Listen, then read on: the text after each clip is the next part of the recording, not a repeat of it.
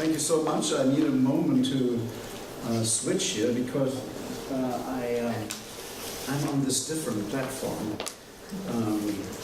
that doesn't use the industry standard, as it was called for a long time. So let me get to this fancy Mailbreak thing here. Okay, so one more click and we should be able to go. So, thank you, Peter, for these warm and welcoming words and all the praise and accolades. I'm very happy to be here. This is for the first time that I have the opportunity to address colleagues and practitioners at Sweden. And this is a wonderful place. I've been before, as Peter mentioned. I taught here, I guess it was in 2009 or 2008, something. And Peter and I look back already on a long history of collaborations. I'm so happy to see so many faces that I know, people from Israel, from Switzerland, from Brazil, and so on. Now, I want to warn everybody in the room who is a practitioner here. What I'm going to talk about most probably is very boring for you. It is inward looking. It is academicians looking at what academicians should do in this study domain that we call electronic government. Well, if you stay with me for the next 40 or 35 minutes or so, you can at least learn a little bit what academics do among each other to evaluate each other and how they can make sense of their world and how they get promoted. So you may get a little bit of that. Peter mentioned I'm from the University of Washington and the Information School there, which is a fairly innovative school fostering interdisciplinary research, and that is quite suitable, I guess, to our domain of study here. Now, the question that we may have here, those of you who are in academia, is why are we at all interested in learning about this study domain, its history, its standards, its structure? Why is that interesting? And I guess we can best start with saying we're not old, but we are not young either. We are about full age. Okay, 18 years ago we had the first workshop sponsored by the National Science Foundation of the United States in Washington, D.C., actually, on the subject of what they call digital government. And it understood that it's not just about making public administrations more agile, but also to involve citizens. So from the get-go, we had a dual view on things. One was more administration-centric, looking at how procedures, processes, and structures could be improved, services improved, government become more agile. At the same time, it was thought that government should actually be more responsive to citizens, engage citizens more, be more transparent and open, and make sure that citizens can participate in government decision-making more directly than just via voting. So that was 18 years ago. Then 1999, we had the first workshop in London under the auspices of IFIP. And ever since, we became more and more numerous in academics who were interested in the study field. And with that, because the academics interested early on came, and that was new, from very different fields. So we had political scientists, we had people from public administration, we had people from information systems research, we had computer scientists, we had people from biology, believe it or not, and from information science, and I could go on, geography. And when these people met in these workshops for the first time, they were arguing about how you do research, and you do research quite differently in biology, or chemistry for that matter, than in geography, or let alone political science and public administration. So there was some bewilderment, some wonderment among those people who were interested in the same topic, but came from fairly different walks of academic lives and used to very different standards. Now, that created some questions and some concerns about, if I do research in this area of digital democracy and digital government, how will that stand with my colleagues, let's say, in information systems research?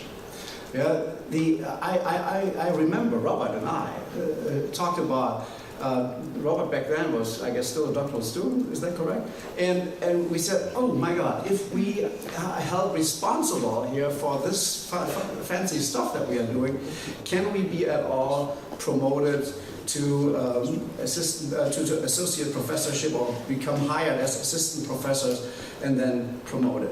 So funding was an issue, hiring was an issue, tenure, whether or not you will fully employed for an extended period of time, and can you promote it? All of these were concerns in this fledgling and nascent domain of study. Now, I already mentioned disciplinary diversity. That concerned a few, but what we learned very early on is there are tremendous opportunities for interdisciplinary or at least multidisciplinary collaboration. And actually, if you look into the body of knowledge in digital democracy or electronic democracy for that matter, and digital government, you see quite a few collaborations that you don't see elsewhere in any other study domain, which is good. Now, if something is new, you also expect it to develop in certain ways. And one way of development or evolution is a structure of a study domain. And I will talk about that in a little bit, and the self-organization. One of the most remarkable things in what we are doing is, and I guess you all enjoy that, unlike other study domains or disciplines, we have practical impact. What we do matters to practitioners. Things change per our recommendation. What we study is something that people listen to. I have a running joke for another adjacent discipline that always struggled and had some anxieties. Are we real? Can we sustain this? I'm talking about information systems research. So information systems research has one of the most acclaimed journals, and that is MIS Quarterly. And anybody published in MIS Quarterly so far? Okay, so you don't listen to what I'm saying next. Okay, so my test in the United States, I don't know how it is in Europe or elsewhere in the world. Whenever I talk, and I just had recently the opportunity to talk to Mike McMillan, who's the CEO of the city of Seattle. So one of the most innovative cities in terms of information technology. I always ask them, what is the last article that you read in MISQ? And the answer always is, MIS what? Okay, so what you can see here is there are areas and disciplines where academics mainly talk to each other and the practitioners don't even know about it. That is very different here in our study domain. People may not read our academic papers, but there are so many projects where we have a direct and immediate influence, and that, I guess, sets us apart. So, the question is, and I want to talk about that in a little bit, so who are we now and what do we do? Behind me you see a little bit of history of this study domain. Very early on, and I mentioned, colleagues began to make sense or try to make sense of what was evolving before their very eyes. I remember Arke Granlund having the first paper on theory building in electronic government, and he claimed, or was really unhappy about this early on, 2005, there is no much theory. And he kept going and said, well, there is no rigor in the in the research that we are seeing, and there's a lack of theorizing. Well, guess what? It was very early, it was the time of exploration, and theory would come later. However, Anderson and Henriksen, a few years later, looked at some papers and found, interestingly, there was developing concepts, there were frameworks. Norris and Lloyd also said that this is still a field in its infancy, and I also had a presentation asking, is this a flash in the pan or here to stay? But what happened before Peter mentioned it, we had at about the same time, 2005, the first beta version of the Electronic Government Reference Library. We began to understand here we are not a discipline, maybe we cannot even become one and shouldn't become one. This is much more of a multidisciplinary or interdisciplinary endeavor, and we were concerned with what are central research questions in this area, what is the emerging profile of the community, what are the reflections, profiling of scholars and papers. Finally, we found about 6 years ago, this domain has matured to some degree, and it's certainly past its infancy for several reasons, and we were interested in seeing what the topical directions were. We had this now very influential article, as I learned, from various requests and inquiries from hiring committees and also promotion committees. The article Forums for eGov Scholars a few years ago. And so there is a tradition of reflective research on the study domain itself, and this talk here is a case in point. Now, this is an original slide from 10 years ago, from a presentation I gave 10 years ago. And I just want to bring it up again, and I didn't have to change much. I was back then asking, can we ever become, or do we stand the test of being a discipline, an academic discipline? And there are 6 criteria that define an academic discipline. It's a formal definition, it's a common base of knowledge, is it a unique cluster of research problems, does it have unifying theories, like in economics, price theory, for example? Does it have standards of inquiry and procedures and methods that are agreed upon? And is there a shared vision of the field? And then there are some other criteria that you can see here listed. And if you see everything that is marked with a red hook, we do have that, or we even did have that back then. However, unifying theories, I beg your pardon, I guess we will not see that, and we can discuss that later on. Procedures and methods in a multidisciplinary study domain, well, I would not say anything goes, but you have a wide array of accepted standards and practices in research, and that actually, in my view, is an advantage of this study domain, because we have cross-fertilization between disciplines here. And we have, of course, not a shared vision, and maybe in the coming still.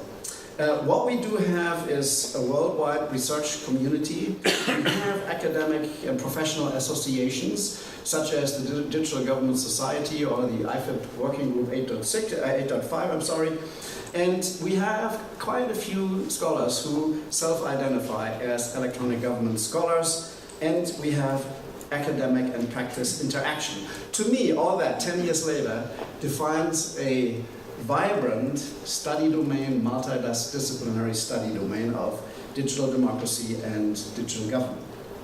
Now, I said structure, the evolution of structure is important to see whether something is sustainable in academia. We have, in fact, some recognized conferences and journals, and actually this was based on a survey that 80% of the leading scholars, the most prolific scholars, took part in, and so we have a solid data or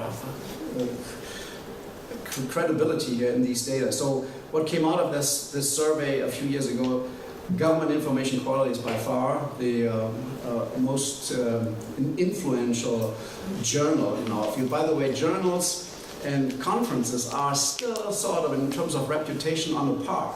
And it's not like typical in academia that journals are the most important, and then conference looked at like, okay, they submitted something to a conference. No. The top conferences and the top journals are, in terms of reputation, on a par, which is attributable to the fact that acceptance rates are fairly low and the quality of papers is fairly high.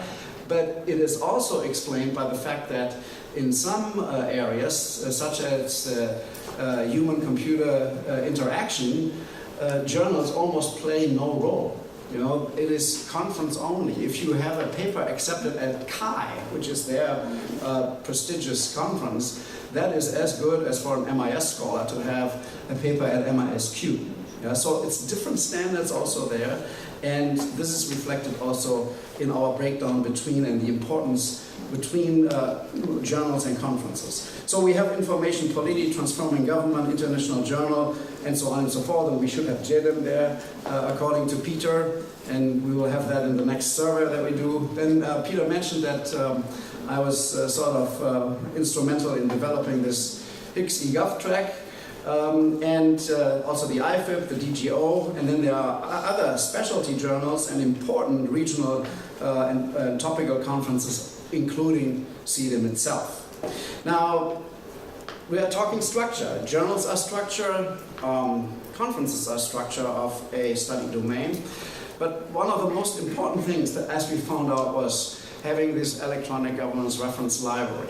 It started in 2005 with, originally in the beta version, 922 entries of peer-reviewed conference papers or journal papers. Back then, already 922. And look at this rapid development. By the year 2009, we had more than tripled. By last year, we are almost at 8,000. So within just 10 years, at an annual growth rate of above 20%, we are developing. It's not slowing down, it's picking up. It's an amazing story of success. Now, this electronic government reference library is an important tool.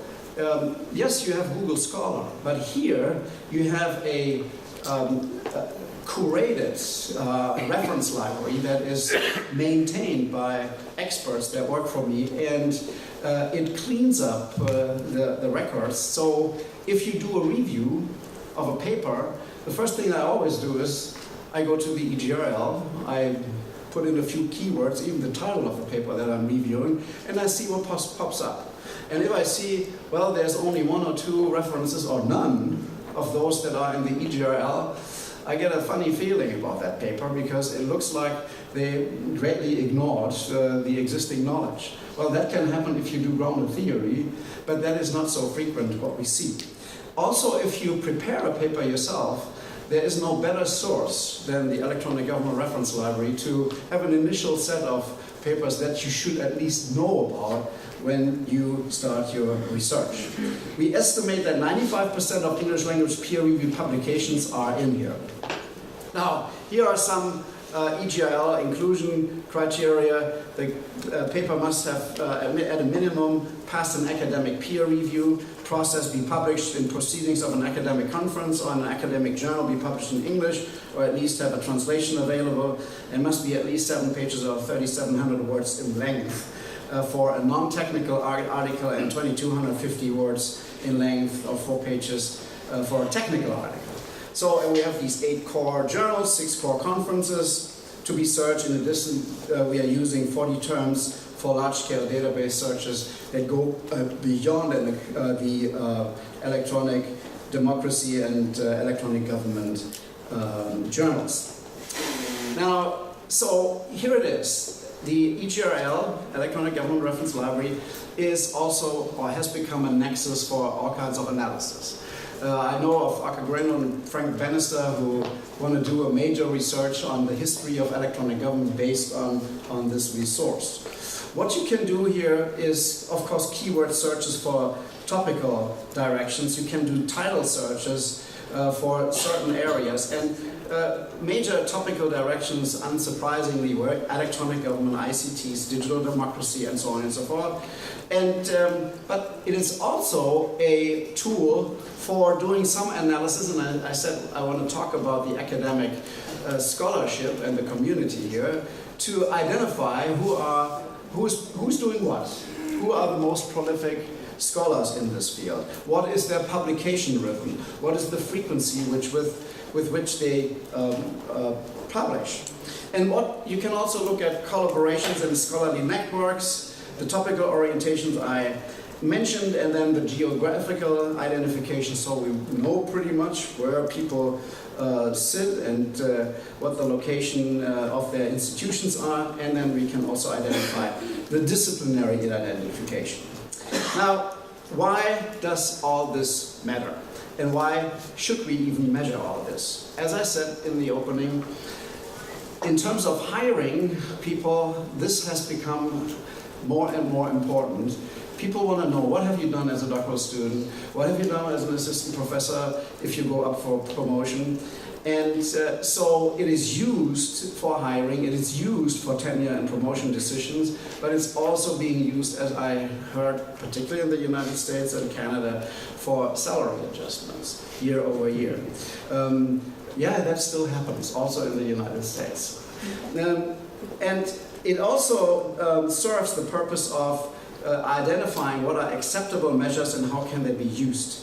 So in terms of academic productivity, the practical impact, how can individual contributions be identified in terms of productivity and impact, and what is impact in the first place. And that brings me to a first list that I want to show you. I don't want to read all the names to you here, but this is a list of the 25 most prolific scholars in the domain, of the combined domain of digital democracy and digital government. And we see names like Marijn Jansen, that many of you, I hope, know, and Marijn is going to join this conference as of tomorrow. Ramon, my old friend from Albany in the USA. Teresa, yours truly, well-known Maria Wimmer, Vishan Verakati, Cheryl Bidis, Yogesh Dwivedi, Christopher Reddick, and so on and so forth. So what you see here is, as of March 2016, in the reference in version 11.5, those are the actual numbers of publications in the EGL per person. So I see some of you are beginning to be agitated by what I'm saying. Yes, we have become really transparent, but if you think this is the end of it, no, this is just the beginning.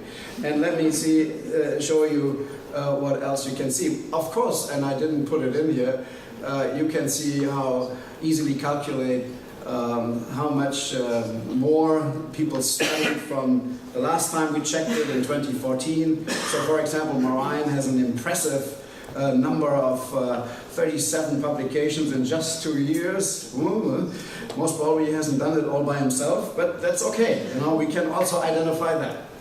Now, here is how this all plays together. We have the EGRL. We have 3,892 identified co-authors in the EGRL. We have also something called the eGov list, which is a listserv. And we know from the EGRL that most of the authors in the EGRL are also members, subscribed members to the list. Now, but also people subscribe to the list where we then check, are they in the EGRL? So we have a feedback loop here. Now, the interesting thing is, once we have these two sources of data, then we can do what Peter suggested, we go to Google Scholar and do a little investigation there. So the easiest thing is take all these names, plug them into Google Scholar, see who has published his profile. By the way, there are some who do not. What these people, I strongly suggest that everybody goes public, because we can calculate it anyway. And as of the next revision of this year, we will do actually that. And so ever since Google Scholar began doing this here in 2012, we now have utmost transparency. And actually, we're talking about transparency and openness at this conference. So let's face it and do it. Here is our good colleague, John Berthaud.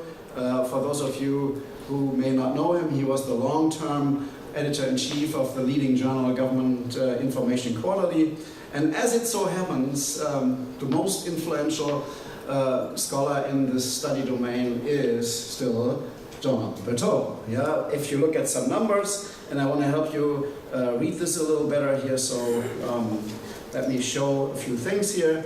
These are John's numbers, so you can easily identify the overall citations here, 5,100. Almost on March 7th here, as you can see. You can see his citation trend. So he went up, a little down, went up, a little down, went up, a little down, and we'll see what is happening next. We also have citation counts from highest to lowest. We can see that his most highly cited paper is using ICTs to create culture and transparency. But you have more information in this. You can look at the so-called H-index, and I will talk about the H-index in a moment, and the I-10 index, and that gives you a little feeling for how productive and how influential, how impactful this particular scholar is. Actually, there's more in this, and I come to that a little later. Now the question is, now that we have this transparency, how good are all these quantitative measures to assess and evaluate a colleague? You know, so far in many disciplines we still go to the Web of Science. We have Thomson Reuters Web of Science, and the problem with that is that this only counts citations of accredited and approved journals in that index, whereas Google includes conference proceedings and other outlets, and that's, as I had said before, in some disciplines, journals don't play a role at all. So all these would be missing if you just rely on Thomson Reuters. Google obviously shows that they can fill that gap. Now, another problem with the just quantitative assessment of colleagues is we all know that for good reasons and for self-promotion, people cite their own work. There's nothing wrong with that, except that some people do that sort of excessively, and that inflates their citation counts because nobody checks that or controls for that. Also, we have this situation, what I call the invisible college. The invisible college is people who have worked together as doctoral students for a long time and then have a little pact to cite each other's work. Also, if you have papers with, let's say, 12 or more authors, you can see that that inflates the citation count because, you know, you cite your paper that you co-authored with somebody else, and because there are so many other people that do it at the same time, the citation count for that particular paper goes up. Yeah, and it may suggest that you're highly influential, but in fact you're not. And then you have in Google Scholar errors, so incorrect attributions or even incorrect omissions. And so I asked everybody to look at his or her own Google account and check through, particularly the higher numbers. I found one case, a colleague had a citation count of over 3,000. Only problem was there was one single citation of 800 so-and-so that was not attributable to him. And I wrote an email to him and he said, oh my God, I didn't see that, and the next day it was gone. There's also another problem, and that is particularly interesting in scholarly evaluations for promotion and tenure, and that is you may have the one-hit wonder.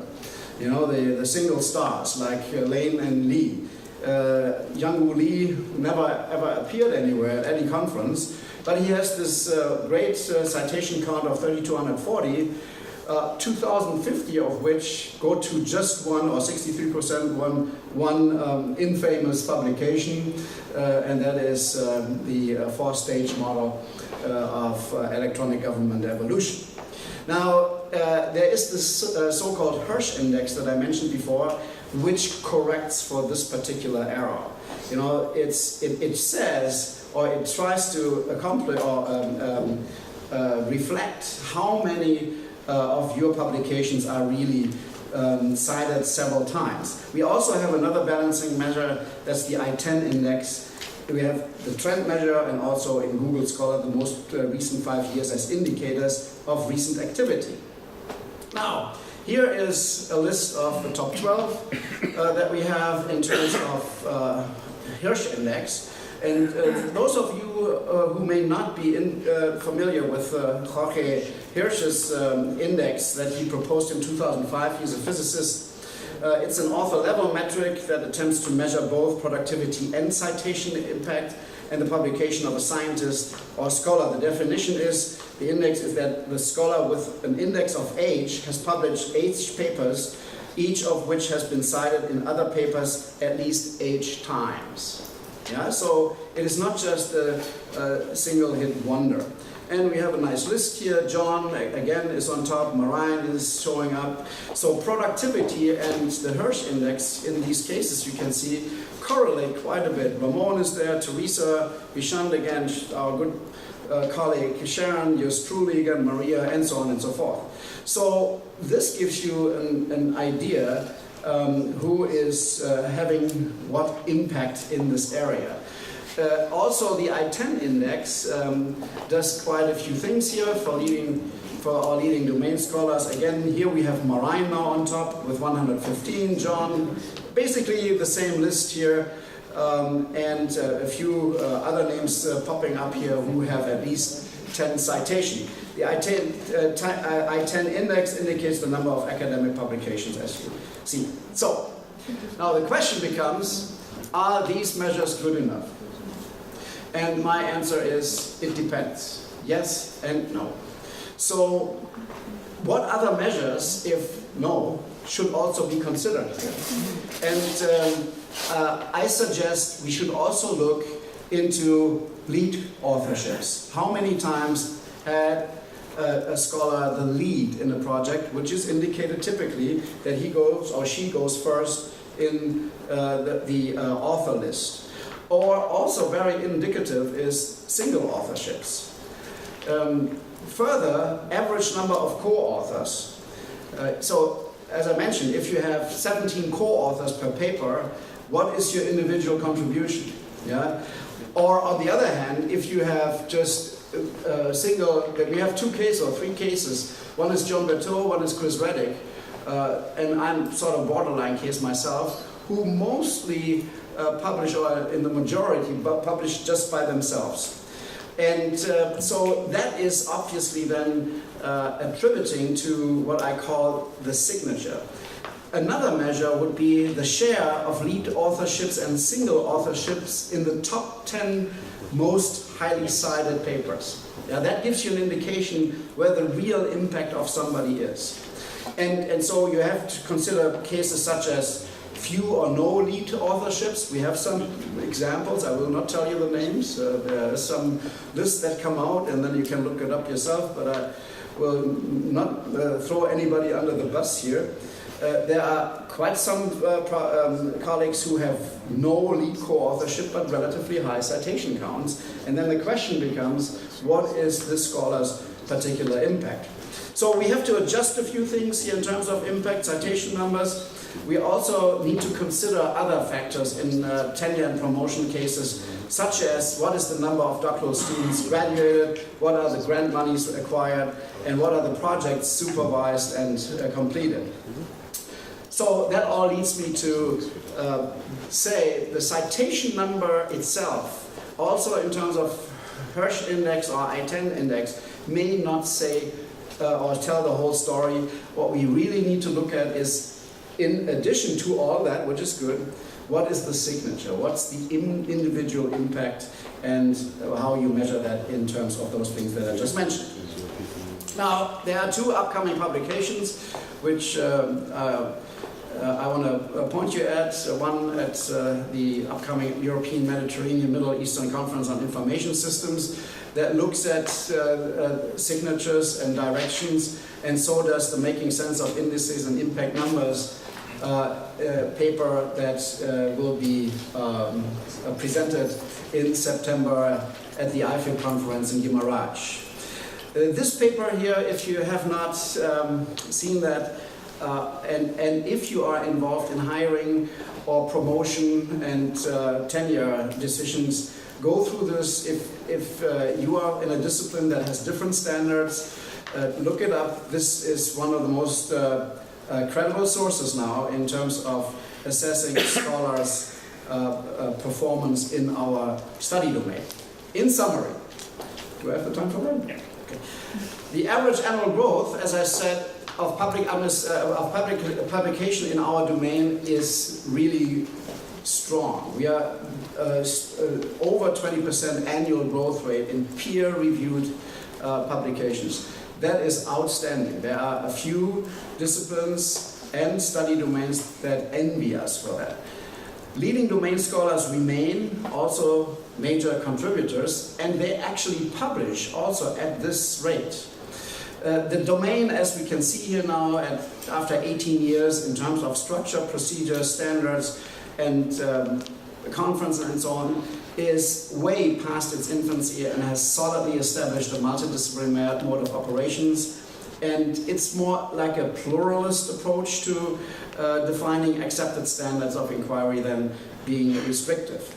Hiring, tenure, and promotion decisions are made on the grounds of achievements in the study domain rather than on those of the contributing disciplines. And that is a major change that we see at least in the United States. People, even in business schools, look at those publications like Forums for eGov Scholars and take that as the measurement.